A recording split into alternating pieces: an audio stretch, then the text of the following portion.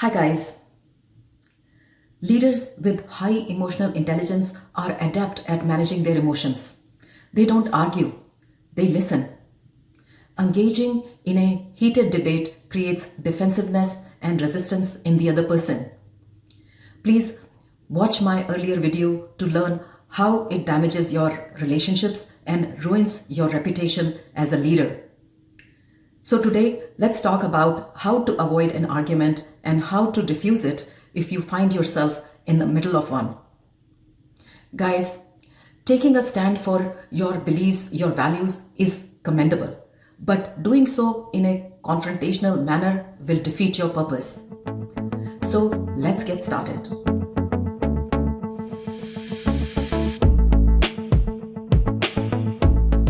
Strife at home or in the workplace, meaning disagreements, conflict, and discord, it's like a dark cloud that obscures the sunshine. It is unproductive, and like COVID, it is contagious. Strife creates tension and leads to stress. Unfortunately, some people possess this serious flaw, yet they rise to key leadership positions. Eventually, the issue renders them ineffective in their roles, leading to either termination or need for remedial coaching. Personally, I'm not particularly interested in remedial coaching, but in general, I coach my clients to avoid strife and arguments. The ability of a leader to avoid arguments is a proof of their emotional maturity. Now, let me clarify something. I'm not suggesting that we all become saints overnight and never utter a wrong word or have disagreements. I am saying that we should have the ability to respond to these challenges with composure, empathy, and effective communication. Lincoln once told a young army officer who was getting in a violent controversy with a fellow man, "No man can spare time for contention. No one can afford to take the consequences of loss of temper and self-control." Guys, we can still make our point without being contentious. But here's the deal. When strife becomes part of everyday life, your constant companion, and you're perpetually in arguments with others, fights and disrespect, then it is time to straighten yourself up. Practice the wisdom of great scriptures. A home filled with strife and division destroys itself.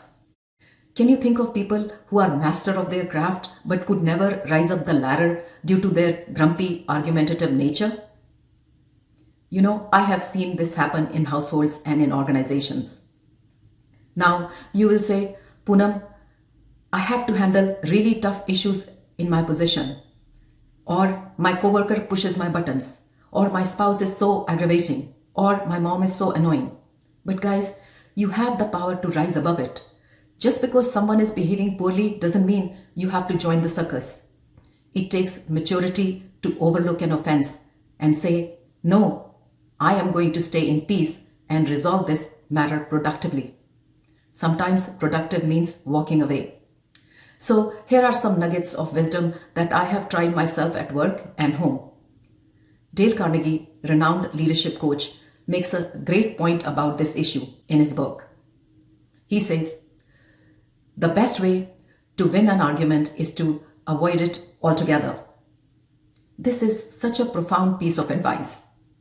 Guys, engaging in heated debate rarely leads to a positive outcome. You know, when my husband and I sense an impending argument, we walk away. Yes, literally, we walk away. So walk away even if every fiber of your being is screaming to argue. I was once in a social gathering recently when some friends began to argue, trying to prove other person wrong. One of them quickly Googled for a fact check to prove their point.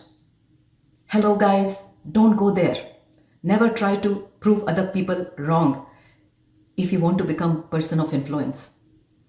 Even if you're right and the facts support your point, the other person may not be convinced. In fact, they may become your adversary. At the earliest opportunity, they will prove you wrong, and they can do so in public. Closely observe those people around you who don't engage in a debate or argument. They get the work done by collegially working with others. In my earlier video on leading with influence, I talked about those leaders who use compassionate approach in dealing with people. You will find that video useful, so I encourage you to watch. Next tip is to listen actively. Pay close attention to the other person's perspective. Show that you are genuinely interested in what they have to say. When you begin to listen and don't respond, the argument dies automatically. Friends, it takes two to tango. By listening to others, you're showing respect for their opinions and viewpoints. When you show respect, acknowledge their ideas, and listen attentively, you create a more conducive atmosphere for productive conversation.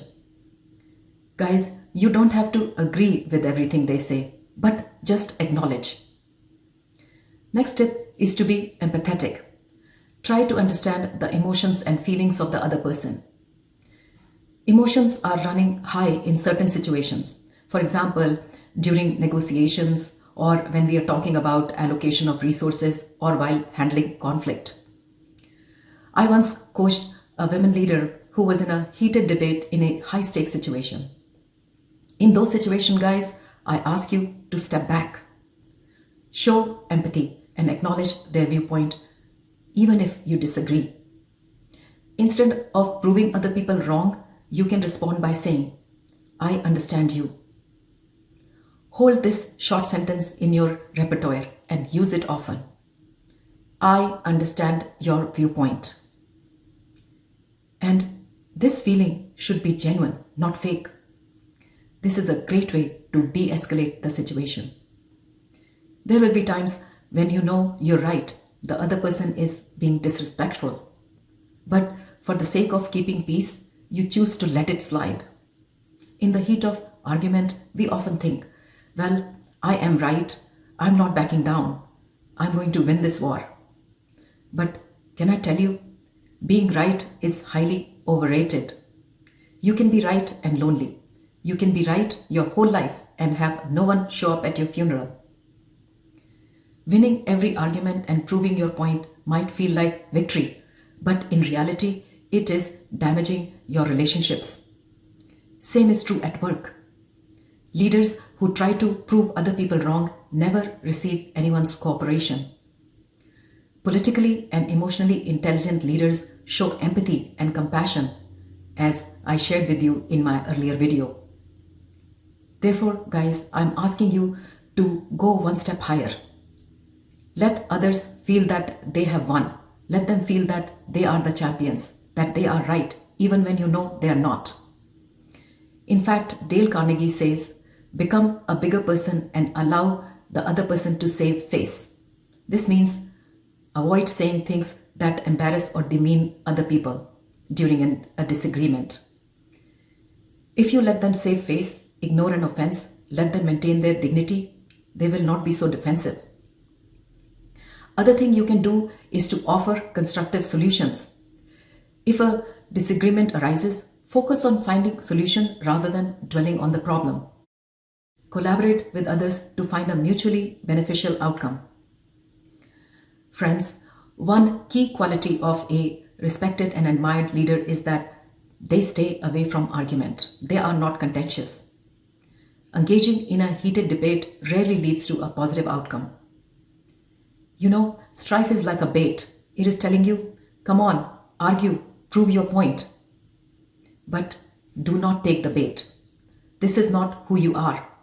There are many ways to increase your personal power, but not like this.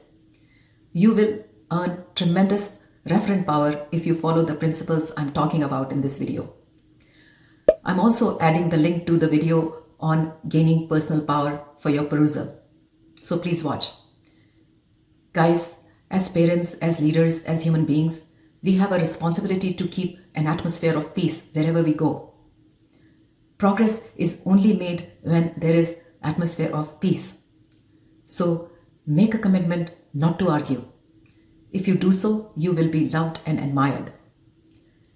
The ability to handle challenging situations with composure is a mark of an honorable person. Become that person. Take charge.